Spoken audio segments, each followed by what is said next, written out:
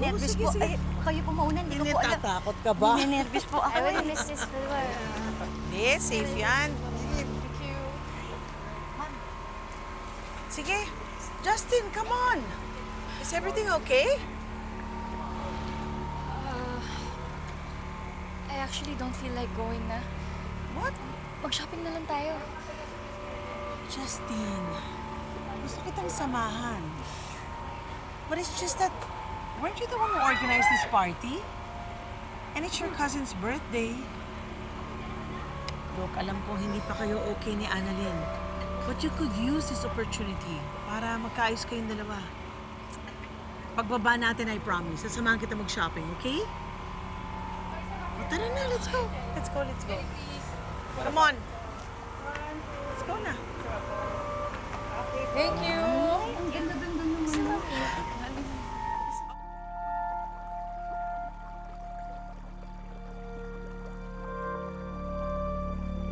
Ay, sandali, sandali. Iihi ako, sandali lang. Nagsasama ko na ako sa banyo. Merong banyo to. Ay, Saan po kayo pupunta? magre-restroom lang po sana ako sandali. Pasensya na po, hindi na po pwede kasi paalis na po tayo. Gusto niyo po sa loob may restroom po? Ay, dito po? Yes, po. Thank you. You're welcome po. Salamat. Bait niya. Thank you. Salamat. Dito, saan ba dito?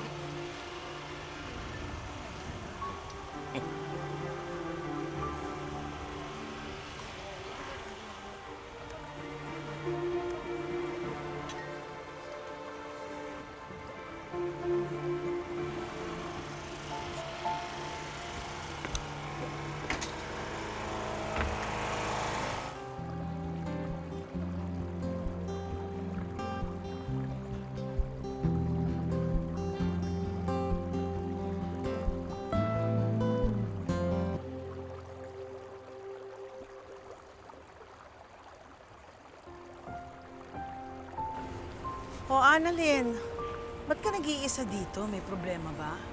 Ay, tita. Wala naman po. Nag-iisip-isip lang. Alam niyo po, naalala ko lang po kasi mga 3 years ago, nag-birthday po ako. Hindi ko pa po kilala si tatay noon. Tapos, nung nakilala ko naman po siya, hindi sila okay ni nanay.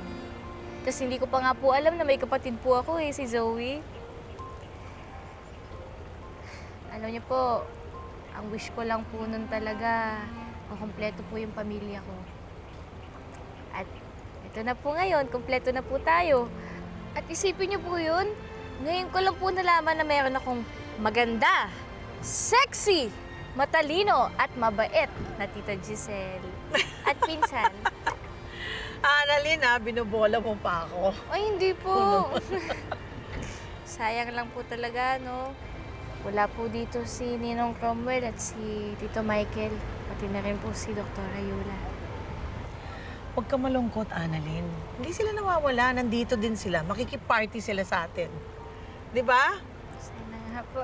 Dapat nga maging masayang-masaya ka kasi lahat ng mahal mo sa buhay nandito. Kasama ka namin. Salamat po, Tita Giselle. Tita, sorry nga po pala. Alam ko po, lately, napapalungkot ko po kayo. Ay, wala na yun sa akin, Annalyn. Huwag na natin pag-usapan yun. Sana lang dumating ang panahon na magkaayos din kayo ni Justin. And di ba nga, ganun din ang nangyari sa inyo ni Zoe, but then eventually nagkabati din kayo. Eh kung tutuusin mo, mas magdita pa nga yung kapatid mo eh. Kesa sa anak ko, di ba? Tita Giselle, puntahan ko lang po si nanay sa baba. Oh, sige.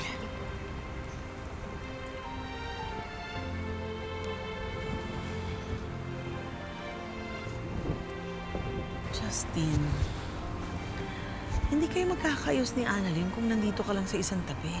Talk to her. Come on. Oh, bakit nanlalamig ka? Nothing. I'm okay. Don't mind me.